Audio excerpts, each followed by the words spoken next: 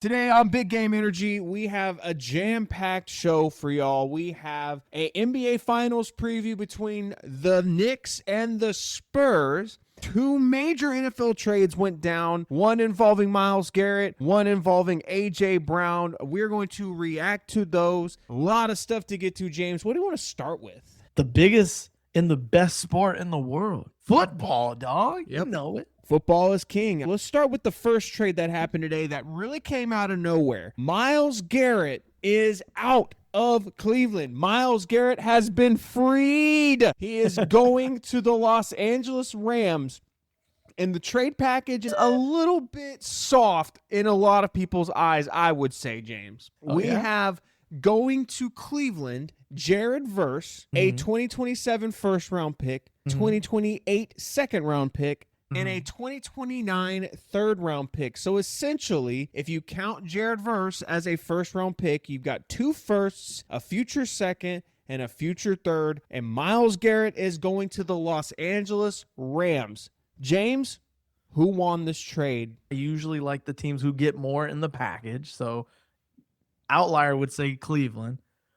But for the Rams to get a guy like Myles Garrett and what they've already done in the offseason with their defense, with getting the cornerback from KC, I got to go with the Rams because they got better on the defensive side. I know, yes, Jared Verse is a up-and-coming young guy who maybe has the potential of Myles Garrett, but Myles Garrett has shown you these past. I'm not saying he would.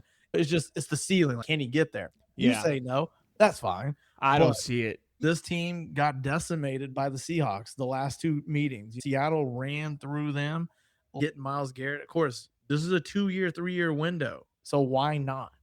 And I know we think about Matthew Stafford, and everyone didn't like the draft pick with Ty Simpson, but this team is loaded in all areas of their team.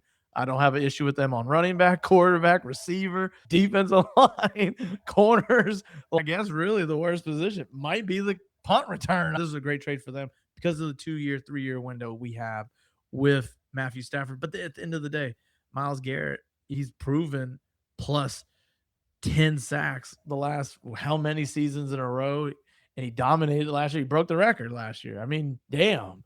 So in my eye, I usually always say the team that gets the most is usually the winner, but it's the Browns, so they don't win. So let me get the Rams as the winner in this trade. Yeah, the Browns rarely come out on the better end of deals, but I actually got to say, at first, I thought this was a straight-up fleece. I couldn't believe it. I couldn't believe this is all he was going for was 3 picks and Jared Verse. But then I started thinking more about, yes, Jared Verse, 2 years in the league. That means they've got 3 years left before he's a free agent. They have to really pay him a bag. So they got 3 years to figure out if he can break into the top 10 edge rushers in the entire NFL. By the way, that was a debate on Twitter I saw a lot today. He is comfortably outside of the top 10. I could name 10 edges much better than Jared Verse, but still 2 years in the league, defensive rookie of the year, a couple Pro Bowls under his belt. He's a good player to get back in a return like this. But then I started thinking more and more about how everyone has already crowned the 2027 draft class as being an all-time one.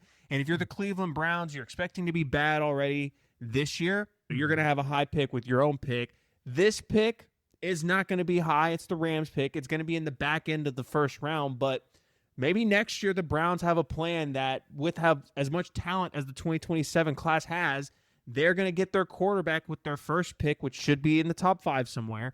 And then they'll have their second first-round pick at the back end of the first round, and they'll get 5 years of control of a really talented prospect, either on the offensive line. Maybe they look for the heir apparent to Myles Garrett after they've traded him now. I really think, all things considered, that the Browns, I think they probably won this trade. But again, you mentioned it, the Rams aren't going to be mad about this trade even a little bit because you have Myles Garrett, arguably the best edge rusher of this generation, right? Yeah. Then you have top 5 cornerback, Trent McDuffie, another cornerback that's solid, and Jalen Watson. You've got a bunch of linebackers that play good ball. They've got other depth on the defensive line, Kobe Turner, Byron Young.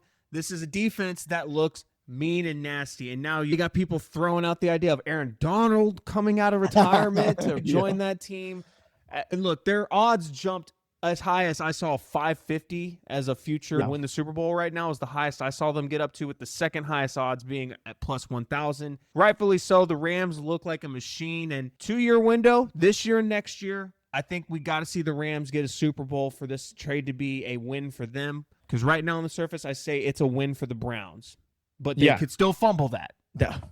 It wouldn't be the first time they fumbled anything. Maybe something's cooking in Cleveland that we don't know. I feel so bad for Brock Purdy, Sam Darnold, and whoever decides to play quarterback for the Cardinals. So obviously we've seen Jared versus traded. That was actually a player that the Rams drafted with a first-round pick. In the last 10 years, they've drafted, I think, 3 players. I might be wrong on the number, but Jared Goff, who then they traded to Detroit. Jared Verse, who they then traded to Cleveland, and now it's Ty Simpson. Do you like this strategy between trading your first-round picks for either qualified players and even bona fide players? Like, I remember Jalen Ramsey was on this squad. Now we have Myles Garrett on this squad. They've been trading all these picks to get solidified talent for those 2-3 year windows, but we only got one title out of all this. How do we feel about trading picks versus building in the draft? I think there's been multiple years during this run for the Rams under Matthew Stafford and Sean McVay where, they didn't get the championship that year, but they've been competitive in the NFC playoffs every single year. They're never an easy out whenever you go up against them. In fact, a lot of the teams that ended up winning the Super Bowl had to go through the Rams first. So that being said, I'm okay with it because Les Snead, Sean McVay have proven to be good finders and developers of talent in the later rounds. Trade that first-round pick. I like the F them picks mentality. It works for them. And I'll say this, going back to the Ty Simpson pick, everyone criticized it at the time. Now it really makes a lot more sense. And I saw some people saying it makes less sense now because they could have gotten even more all-in and gotten Reuben Bain. They get their quarterback of the future now, and now they don't have a first-round pick in 2027 when all the really elite quarterbacks are coming out.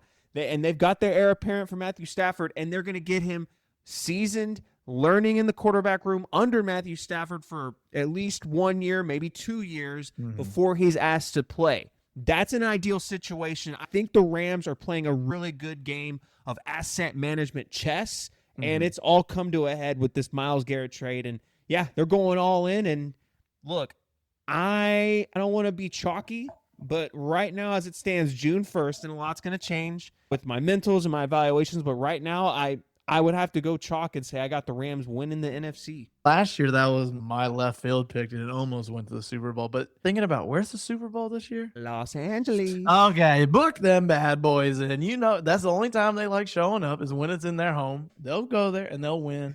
Hey, man, lock it in, man. It's our chalk for June 1st. But you already know, week 1, I'm changing my pick.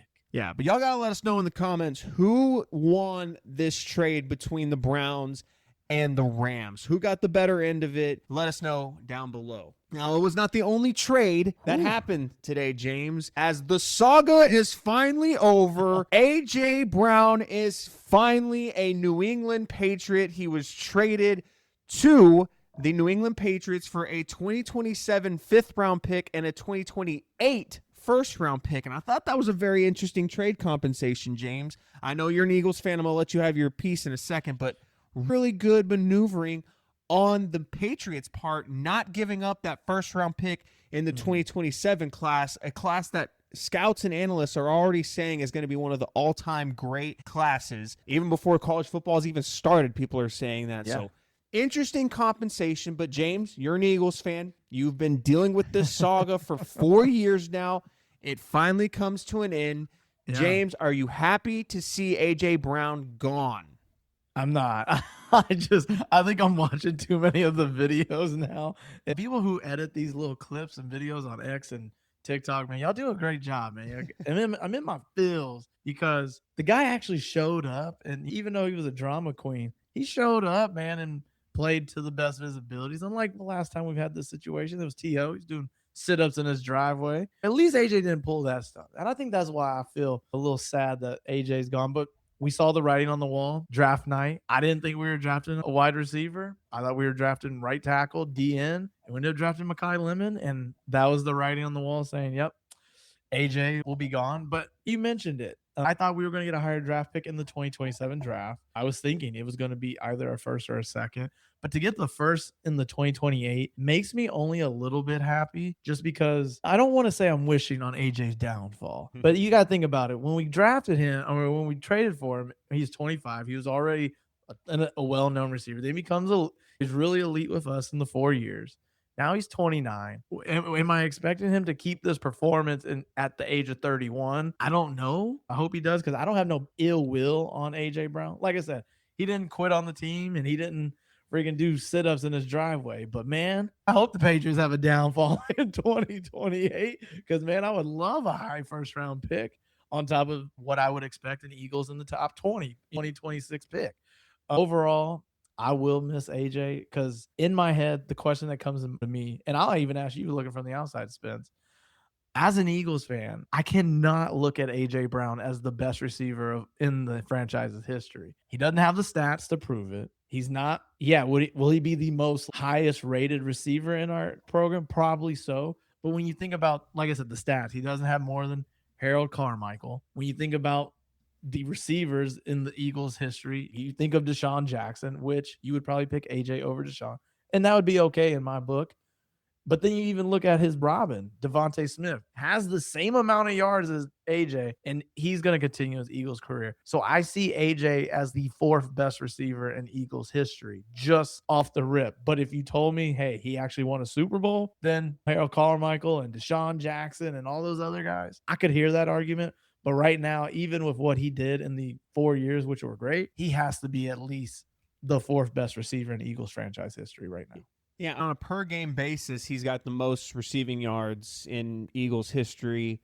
Now, you mentioned Devontae Smith and him having similar career yardages as an Eagle. Devontae Smith also has an extra year as an Eagle on Devontae Smith there. So. Yeah, them little 900 yards he got as a rookie year. Now, you're right. He is going to pass him this year whenever they take the field and he gets 15 yards. He's going to pass him.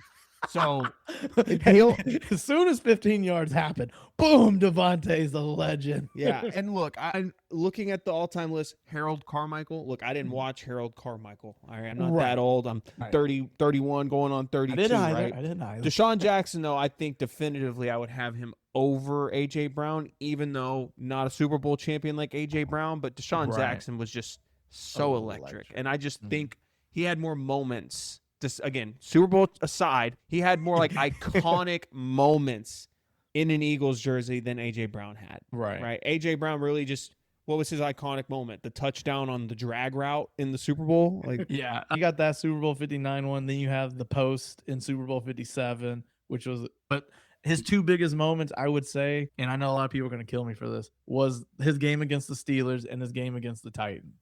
Yeah. The Steelers where he said 1, 2, 3, 15-yard penalty. 15. Loved that. That was great. But no, I will miss AJ. I will say this when it comes to some of these trades. I just wish they would just be real about some of this stuff. I know Jalen's never going to slight anyone, but man, I just wish they actually told some of the truth. I really want to know some of the depths, not this, man, whatever we had with this greatness, it will never be misunderstood. We did greatness together. And now it's time to be great besides each other. I'm stupid. I'm like, damn, Jalen, just say it, man. Why were you not at AJ Brown's wedding?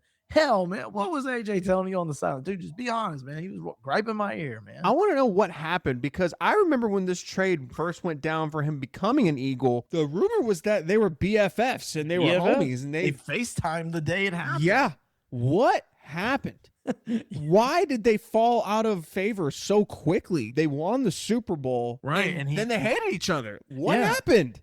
That's all I want to know. I know Brandon Graham spilled a little bit, didn't spill any details, but he said, like, there's been drama. But if you look at the first 2 years, 1,400 yards. We go to one Super Bowl. We go to the playoffs both years. But then the next 2 years, 1047, 1073, whatever the yardages were. And we win a Super Bowl, but it just didn't seem like it was good enough. Even though what AJ said, hey, it's still time to keep working.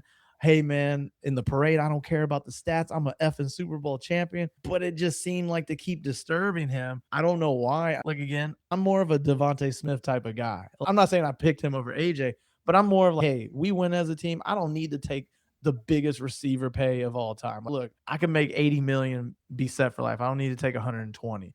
Like, I fit with more of Devontae Smith's philosophy. I'm hearing some reports saying that AJ wanted to be traded after week 4 when the Eagles were 4-0 because he wasn't getting the ball. And I'm just thinking to myself, Spence, when you win a Super Bowl, this might be me, this might be you. I don't know. Maybe AJ Brown's thinking something a little different. I know they say wide receivers are a little drama, but if I win a Super Bowl, what do I want my legacy to be? Do I just want to keep winning Super Bowls and be on a team and contend every year? Or do I want to rack up all the stats? Because it's almost like, and I don't want to put these apples, this is going to be way off, but you know how you see those stupid photos that say, would you rather want 7 rings and be Robert Ory? Would you rather have 400 million and be James Harden? Mm-hmm. And so I'm thinking, AJ, do you want to be Larry Fitzgerald and have all the stats and no rings?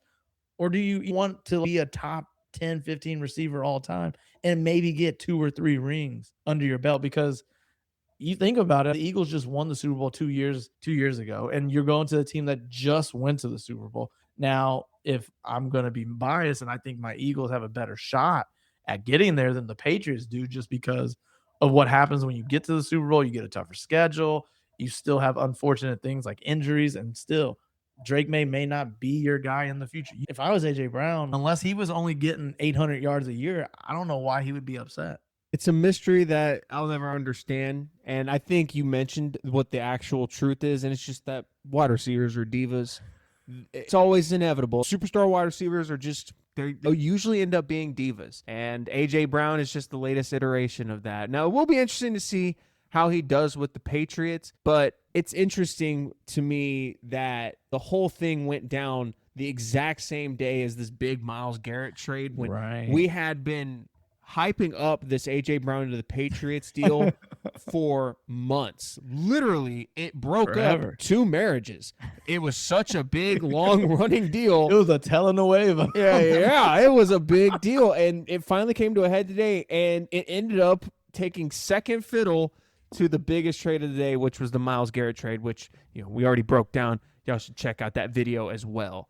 Yeah. But, James, let's wrap it up. The NBA Finals begins on Wednesday. Let's go. We got Spurs. We got Knicks. The NBA is saved from the haters because this series, James, is going to be an absolute banger. We got Wemby stepping into his own, getting to the finals in his 3rd season in the NBA. Is he going to take a step forward and solidify himself as a potential GOAT? On the other side, we got the New York Knicks, their first finals appearance since 1999. Who they Brunson. They played the San Antonio Spurs in that finals. Jalen Brunson's got a chance to become the king of New York with an NBA championship. James, what are the big narratives that you're looking out for? Man, besides the obvious, what is Jalen Brunson going to do? What is Victor going to do? I really want to see, and this is me. We're going to get the lovely logo. We're going to get the trophy in the middle of the half court. Man, I can't love it. But I'm going to be 2 guys that I'm excited to watch. Stephon Castle for the Spurs. I don't know what it is. I love that dog mentality that he has. I don't like his hair. It reminds me of The Weeknd and Alfred Payton and doing this. I don't like it, but other than that, I love the mentality of him. And I love OG Anunoby. The biggest story really will be how will Cat perform? Because if he doesn't perform, if he performs like Chet did against Wemby, this is going to be over quick. Spence got the line for the series. And friggin' the Knicks plus 1.5 for the series is at minus 125. So they already got Spurs winning in 7 or 6. But I did it backwards. But for me, it'll be Cat because I do believe Jalen Brunson's going to be taking up a lot of shots. I do believe Victor is going to be defensively magical as always. And I feel like their team, I do believe the Spurs team is more well-rounded than the Knicks. In my opinion, I think the Knicks have more star power with Cat and Jalen Brunson. Of course, I know it's Victor, but I want to see what Mikal Bridges does. Is he going to live up to that trade? Like I said, I'm an OG Anunoby guy. I like this guy. I want to see Anne Hathaway rock his jersey on courtside, and Stiller, and Tracy Morgan, and all the guys, and Timothy Chalamet, and Kylie Jenner. This series is simple to me, James. What do you do with Wemby? I think we've arrived. You called me crazy years ago when I told you that Victor Wembanyama was a top 10 player the moment he stepped foot in the league. Yeah. And I believed it then, and I believe even further now that he is a minimum top 3 player in the NBA right now. I don't care how you slice it. I'm going to have to agree with you, man. We haven't really seen anyone solve this guy. No one solved this guy. If any team can solve Victor Wembanyama, though, I actually do believe, oddly enough, that the New York Knicks are a team that can do it. They're going to have to throw a lot of things at him. It's going to have to be a combination of Cat drilling his threes, making him be honest on the three-point line and not be rim protecting so much where he can kind of sit back. He's going to have to really be on his three-point game so that Victor Wembanyama has to come out to the perimeter. Mitchell Robinson dealing with a broken thumb, I believe it is. Pinky, sorry. Dealing with a broken pinky, not a shooter. We don't care. That's not what Mitchell Robinson's there to do.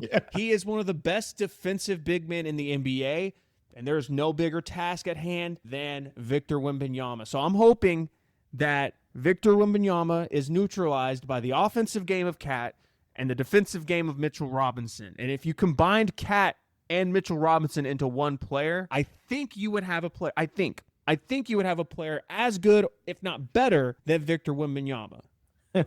I think that's what I think. If you combine them, if they fused, they did the Dragon Ball Z fusion dance, I think that could happen. But they're going to have to make it work where both of them are on the top of their games because Victor Wembanyama, this stat blew my mind. He has won the minutes that he has played in 14 of 15 games this postseason.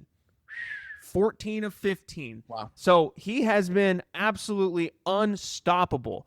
And with his potential coronation as the new face of the NBA, if the Knicks are going to stop it, they have to get production from Cat and Mitchell Robinson on the defensive end. Jalen Brunson's going to get his. Yeah. I think you'll see timely shooting from guys like Josh Hart, guys like OG, guys like Mikal Bridges. I think they're going to play their roles fine, and the Knicks have a bunch of scrappy guys. Oh, yeah. But on the other side, can it be enough to stop Wemby? I'm not concerned about what happens with the rest of the Spurs team because they all go as Wembanyama does. No disrespect to your boy Castle. Dylan Harper, I think, is going to be a future 25-point scorer a night, but he's not there yet. Right now, I'm pretty sure you're going with the Spurs. I'm going to have a prediction by the end of this, in the next 3 minutes. Right now, James, I don't know what I'm going to pick. I'm going to let you try to sway me a little bit. No. I'm so torn. Hey, look, I'm so torn. I'm going Knicks in 6. I'm just saying it like this because 1, I want to see Jalen Brunson win. 2, I want to see New York go crazy. And 3, I'm a LeBron guy. And you got to lose your first freaking finals, young buck. Because if not, they're going to put Victor with Jordan in GOAT conversation whenever that was. But I will say the Knicks, though, they're a little screwed up, man, on game 1, man. If you didn't know, Spence, game 1 underdogs in the last since 05, 3-18 straight up. Ooh. And 4-17 against the spread. Now, mind you, I haven't looked at the line, but when it first opened, it was Knicks plus 8.5 underdog. So game 1 might not be the game for the Knicks. Just move that off to the side. Let's just wait for game 2. And the Spurs just got through an absolute dogfight with the Thunder, so they're not as fresh. Do you put any stock in the rest versus momentum storyline people always seem to talk about this time of year? So for me, I'm more of the momentum type. I know they have a longer rest period from the conference finals to the finals, unlike some of these other rounds. And I will say, I think it's also time. You know what I mean? The Knicks have won the last 11 games. It's time to just get one out of the way. And we're due, us guys betting the Knicks to lose. We are due finally. Yeah.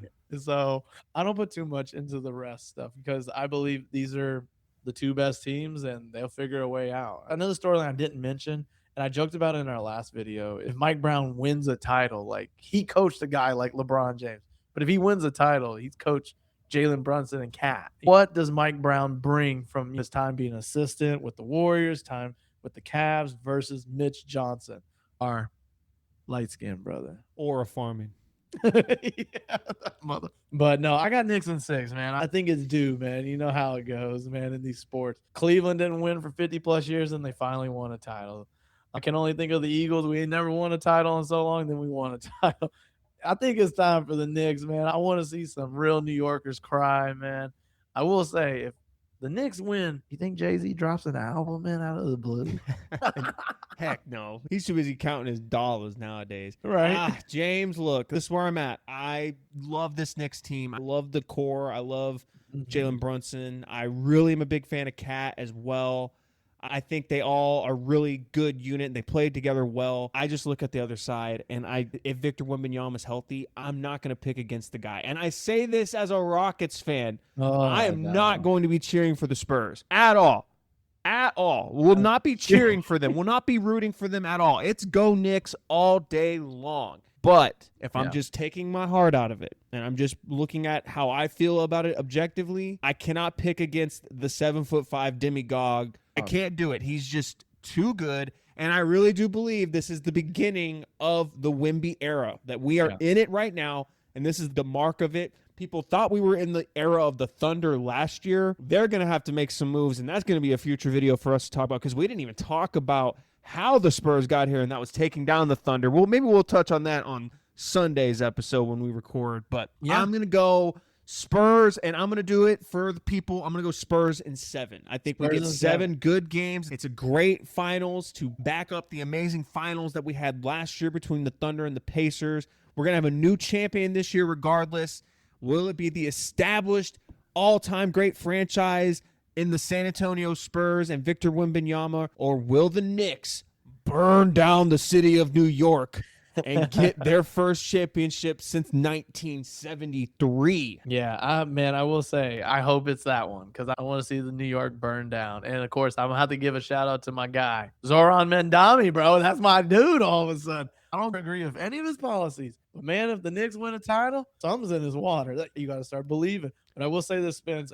Spurs opened the series as a -210 favorite. This is the 33rd finals a favorite has been higher than -200 odds since 1990. Those teams have ended 29-3. Can you guess the 3 teams that pulled the upset? And I'll let you know is from 2000 to now. Okay. So 2000 and on. 3. Got to start with the Detroit Pistons in 2004. Boom. 1. Got to go with 2000.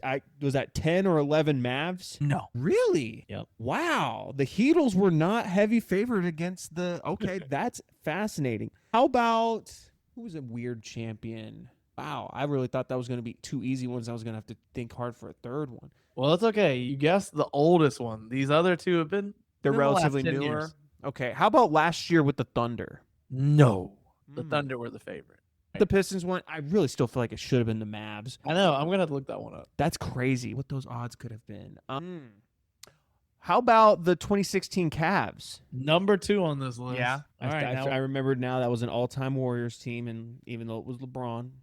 Man, this last one's going to be weird, isn't it? How about the Warriors versus the Celtics? No. I wonder who was favored in that series. I can't remember. All right, last guess. I'm going to strike out after this. Were the Bucks not favored? No. It was the 2019 Kawhi Raptors over the Warriors. Oh, that's right. That one I just wipe out of my mind, and I forgot going into that series that KD and Klay were both healthy. And by the end of it, neither of them were. Yeah. So just to let you know, Spence, the last time these 2 teams, Knicks and Spurs, played back in 1999, the Spurs were a -900 odds favorite to win the finals in 99. They won in 5 games. So think what you can on -210 odds. Are we getting 6? Are we getting 7 games? Who knows, man? But I'm excited, man. Wednesday, we got basketball. Yes, sir. We are back. So James got the Knicks. I've got the Spurs. But y'all let us know in the comments who you got in the NBA Finals, Spurs or Knicks. Jalen Brunson, Victor Wembanyama. Y'all let us know. And that does it for this episode of Big Game Energy. No huddle this week, but we will get you back when we are recording next week. We will drop in a new episode next Monday. Until the next time, for James, I'm Spencer. We'll see you next time.